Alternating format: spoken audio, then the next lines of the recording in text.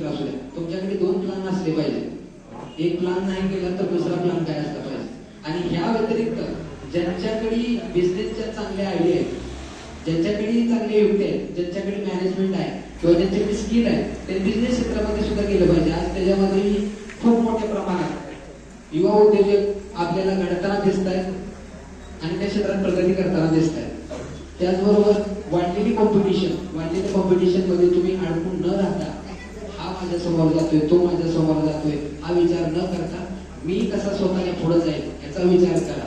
लोकांच्या देशात पुसण्यापेक्षा स्वतःच्या देशात मोठ्या करा.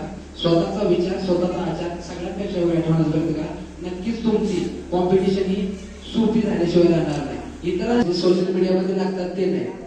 कसा सूर्य अंधाराच्या वाहतो मशाली, कसा सूर्य अंधाराच्या वाहतो मशाली, अरे पुन्हा विषाच्या पेटवा मशाली, अरे पुन्हा विषाच्या पेटवा मशाली.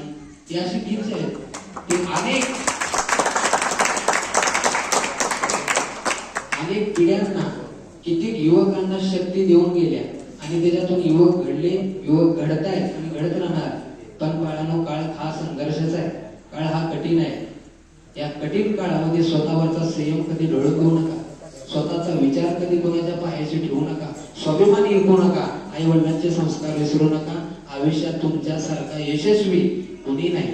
यशस्वी माणसाची लक्षणं मी तुम्हाला सांगतो. त्याच्या आईच्या चेहऱ्यावरती समाधान आहे, त्याच्या बापाच्या चेहऱ्यावरती हसू आहे आणि त्याच्या मनामध्ये समाजाप्रती सहानुभूती, माणुसकी, प्रेम, ममता, ममत्व भाव आहे.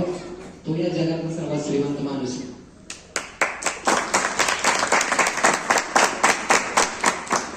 हे जगता आलं पाहिजे. जसं त्यावेळेस मात्र माणसाच्या मनामध्ये अहंकार, गर्व, गमेजनी या सर्व गोष्टी निर्माण केल्या जातात, बघितल्या जातात. कारण समाजामध्ये ते चित्र आहे. समाजामधली मानसिकता बदलवणं हे तुमच्या आमच्या एक दोघांचं काम नाही, तर सगळ्यांनी सजग विचार डोळ्यासमोर ठेवून ही मानसिकता बदलली पाहिजे. शरीराला झालेला भाग सर्जरी करून तुम्ही परत मिळवू शकता, बसवू शकता, पण मानसिकतेला झालेली जखम ही कधीच भरून निघू शकत नाही. त्यामुळे मानसिकता बदलण्यासाठी काय करता येईल, समाजासाठी कसे उपयोगी येतील, हे करता तुम्हाला आलं पाहिजे. डॉक्टर बाबासाहेब आंबेडकरांनी शिक्षण घेतलं, पण ते घेण्यासाठी त्यांना घरचा सपोर्ट इतका होता की अक्षरशः त्यांची मुलं अन्न वाचून गेली तरी सुद्धा घरांनी त्यांना कळवलं नाही. स्वातंत्र्यवीर साड्या पाण्याची त्यावेळेस त्यांचाही मुलगा वारला, त्यावेळेस सुद्धा त्यांनी दुःख त्याचं व्यक्त केलं नाही. त्याचेच दिवस आज आपण भोगतोय, त्यांचे उपकार आज आपल्यावर आनंद आहे. पण सध्या माणुसकीची व्याख्या काय झाली, प्रत्येक जण प्रत्येकाच्या पंथाप्रमाणे, धर्माप्रमाणे काम करतो, पण मी माणुसकीची तुम्हाला